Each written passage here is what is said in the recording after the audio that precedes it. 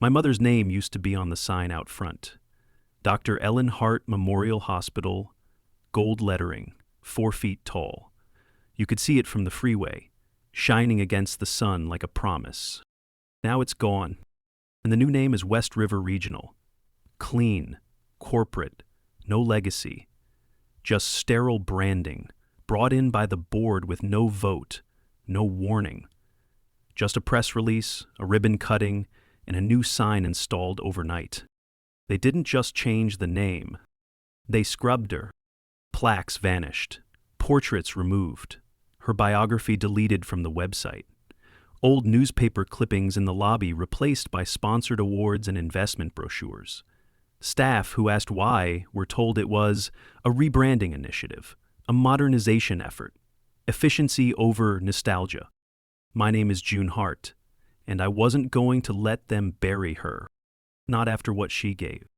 Not after how she died. Ellen Hart built that hospital from nothing. Took it from a crumbling community clinic to a full-service regional facility. She ran the ER herself when staff walked out during a flu surge. She mortgaged our house to fund its first MRI machine. She treated gang members and drunk drivers with the same steady hands. She was fierce, brilliant, demanding. But she saved that place. And when a hemorrhage in her brain dropped her in the middle of a staff meeting, they named the hospital after her. For 10 years, her name stood as a tribute. Then a new CEO came in, Peter Langston. Smooth, cold, investment background.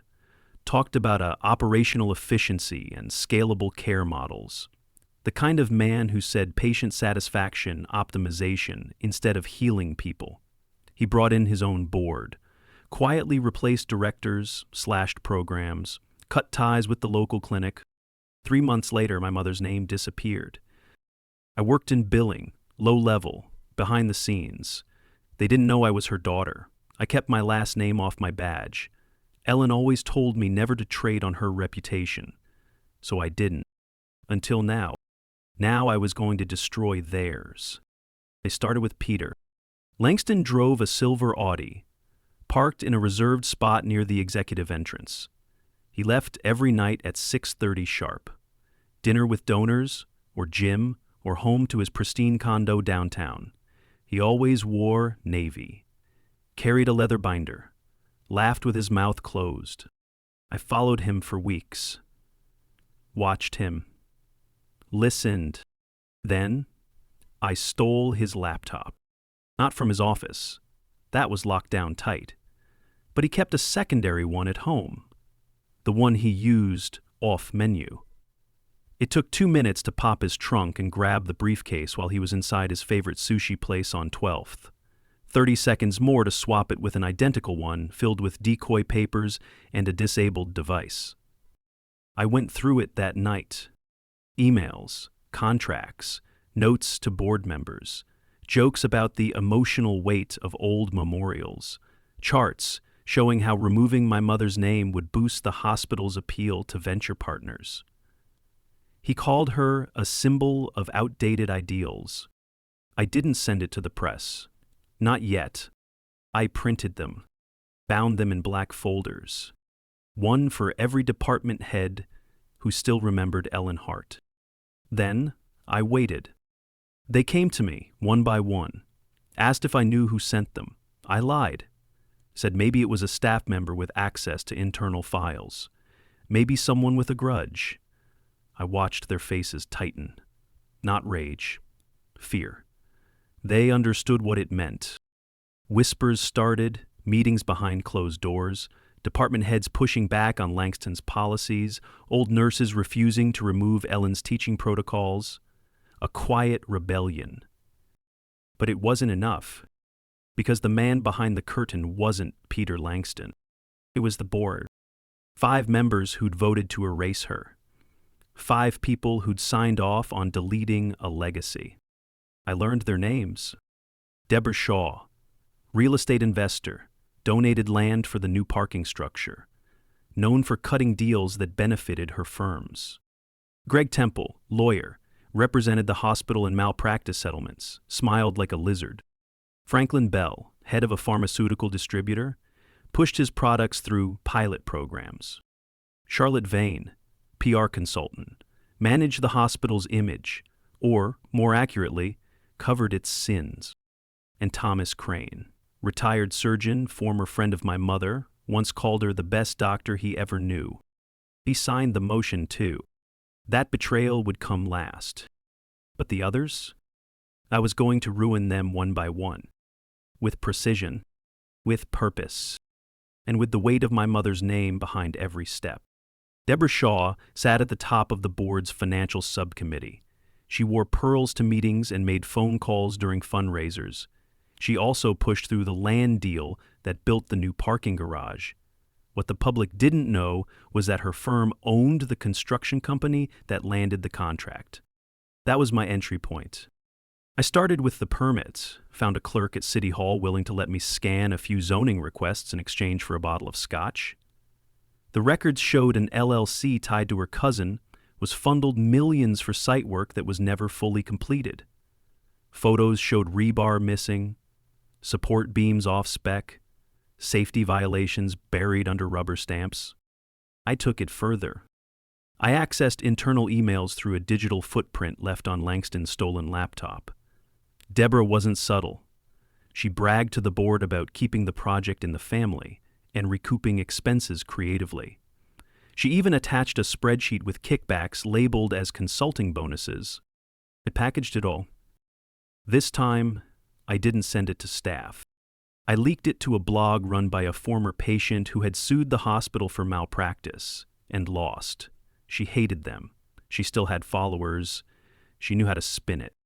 The story went live with screenshots, permit images, and a breakdown that made Deborah look like a cartoon villain with an Excel fetish. She went silent for 3 days. Then she resigned to spend more time with her grandchildren. No statement, no defense, just a flash of panic behind the glass walls of the boardroom and the faint scent of blood in the air. Greg Temple came next. His downfall required something deeper. I attended a deposition once where he smirked through the details of a misdiagnosed aneurysm that left a child in a coma. He'd settled the case for pennies and made the parents sign a gag order.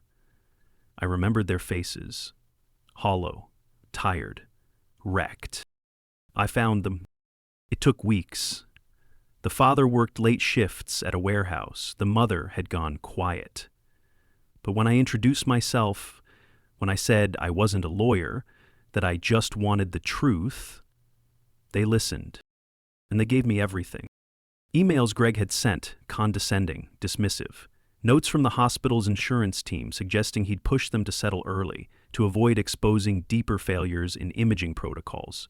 Protocols my mother had fought to strengthen before she died. I built a dossier. I sent it to a contact I had at the state licensing board. Quietly, anonymously, but I made sure it was thorough.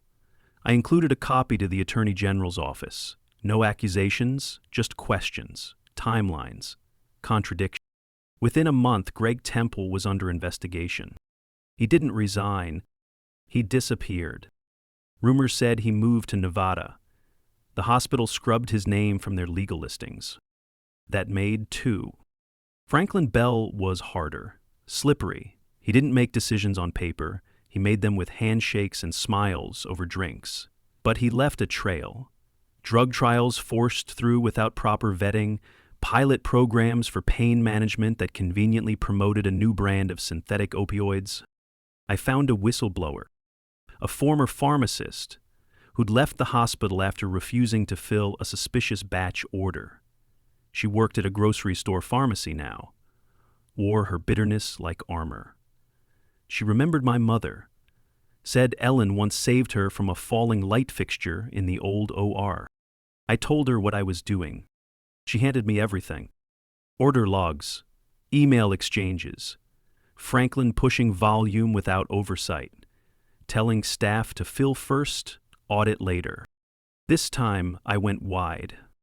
I leaked it to a news station 2 towns over. Not local, not too close, but close enough to be watched. The story broke with Franklin's face on screen, the anchor reading off drug names like poison. Community members called in, Former patients talked about unexplained side effects. Lawsuits started forming like clouds. He tried to stay. Langston tried to defend him. Didn't matter. The governor called for an independent review. Franklin stepped back from the board. A week later, his company was pulled from the hospital's approved vendors. That left Charlotte Vane. She was the one who physically erased my mother. She approved the removal of the portrait, oversaw the name change, designed the branding that turned Ellen Hart into a footnote. I didn't come at her with documents. I came at her with memory. Charlotte's biggest account was with a tech firm that sold diagnostic tablets. I hacked into her presentation files. Not to steal, just to adjust. During a live webinar with investors, her slideshow shifted. The first slide changed mid-sentence. It showed a picture of my mother in the old ER. Sleeves rolled up, blood on her gloves. Then the quote appeared. "We do not erase those who built the walls that keep us standing." Dr. Ellen Hart. The room went quiet. Charlotte stuttered, froze. Someone asked what the slide meant. She shut the laptop and ended the call early. Her client dropped her 2 days later. She posted a statement about cybersecurity concerns and locked her social media accounts. I didn't touch her again. He had to live with it. Tore down. Only Thomas Crane remained. And he wasn't hiding. He knew I was coming. I found him sitting in my mother's old office, the one they said was being repurposed. He looked older, weathered. He stared at the framed diploma she had left behind, the only thing they hadn't thrown away. When he turned, his eyes met mine. "I knew," he said.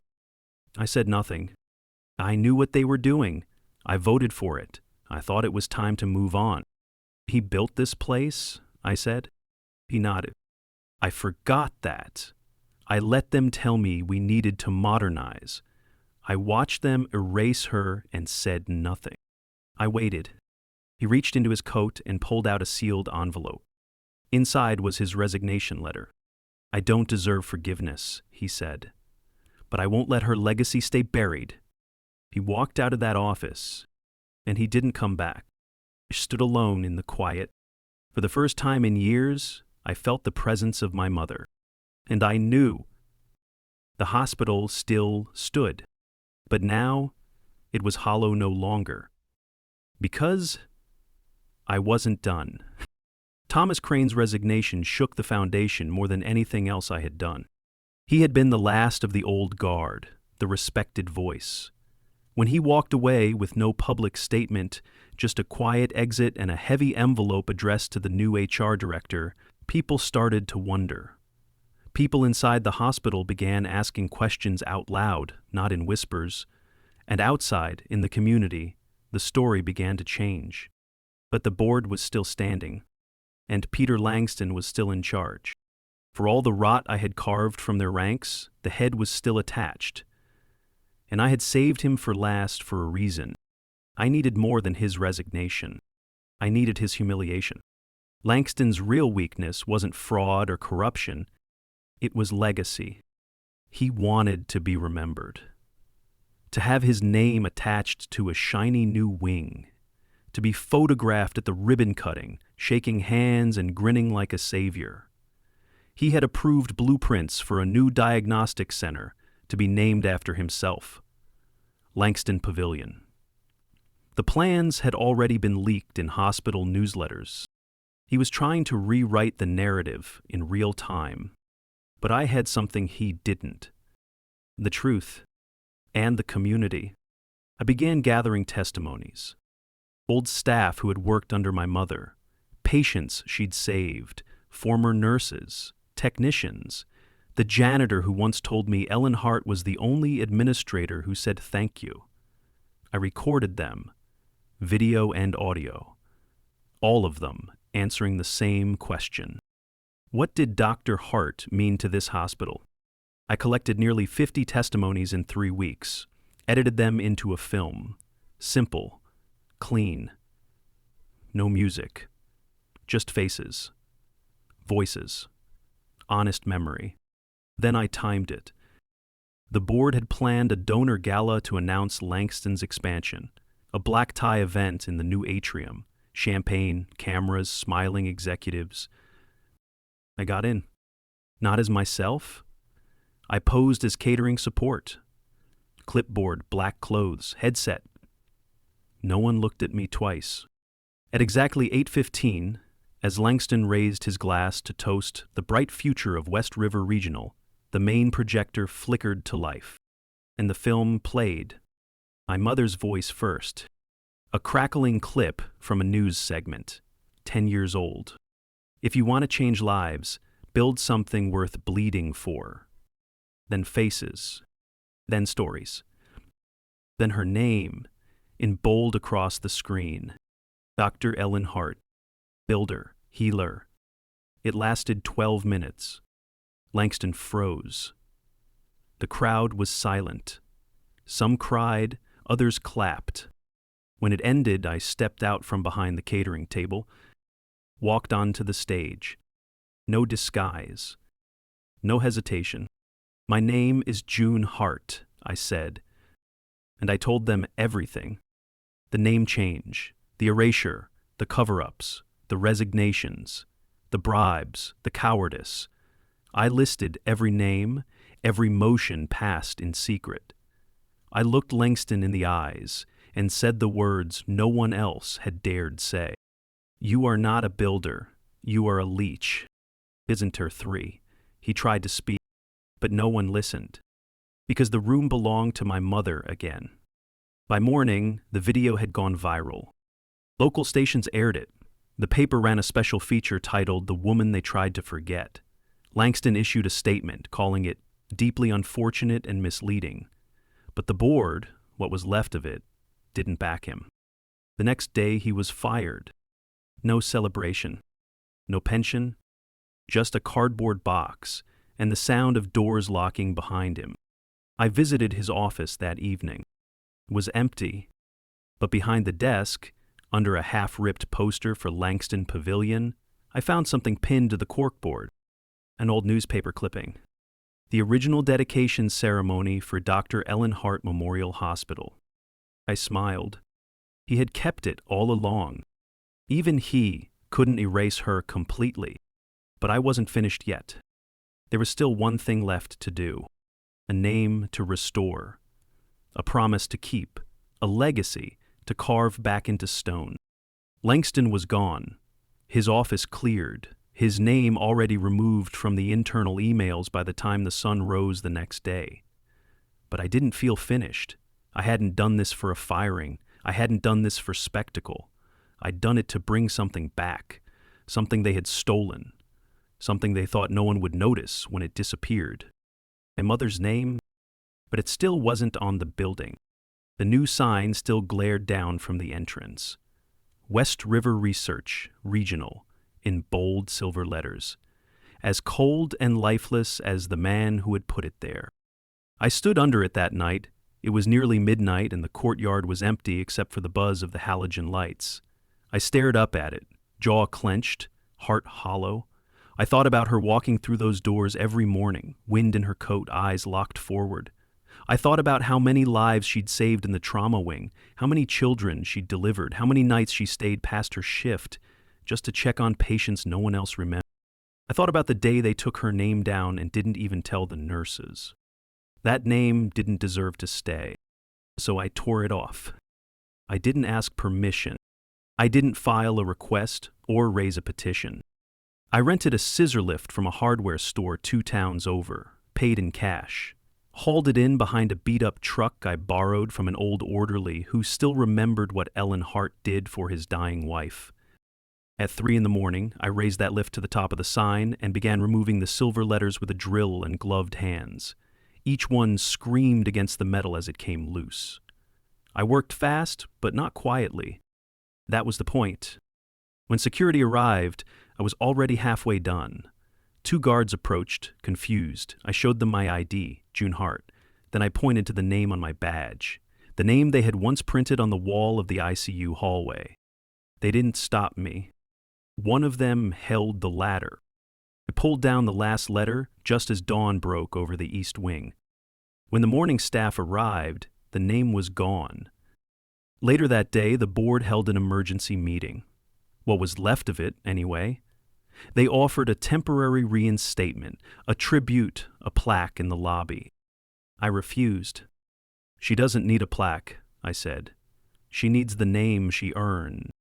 They hesitated, but the hospital was in the news. The community was watching. Patients had begun requesting her name in letters. Donations had slowed since the Langston scandal. They couldn't afford more bad press. 3 weeks later, a new sign was installed. I watched them place it letter by letter. Dr. Ellen Hart Memorial Hospital. The name returned to the building it helped raise. Not as a token, not as a compromise, as a correction, as truth. I stood there with my mother's old stethoscope in my pocket and the sound of silence around me. And finally, I felt peace. Years passed. The hospital grew. The new wing was named the Hart Pavilion, not because I asked for it, but because the staff insisted. Every time a child was saved, or a heart restarted, or a family told they could go home, someone remembered the woman who built the walls. I stayed on, moved departments, from billing to administration. I never asked for credit, just quietly helped where I could. Ellen Hart didn't raise a daughter who wanted the spotlight. She raised one who remembered. The board rebuilt with new members, honest ones. Nurses, doctors, even a community member. Every meeting started with a reminder. A small brass plaque in the conference room. Honor those who came before. Protect those still to come. Sometimes, patients asked if I was related to her. I always said yes. Sometimes they cried. Sometimes I did too. One spring evening, long after the fight had ended, I sat in the hospital garden. It was quiet. The lights of the emergency wing glowed soft through the trees. I held the last photo ever taken of her, hair wild, laugh lines deep, standing in front of the very building they'd tried to scrub her from. I ran my thumb across the edge of the photo. "You're back, Mom," I whispered, "and they'll never erase you again." A nurse walked by, nodding with a soft smile. "Good night, Miss Hart." And that was enough. That was everything.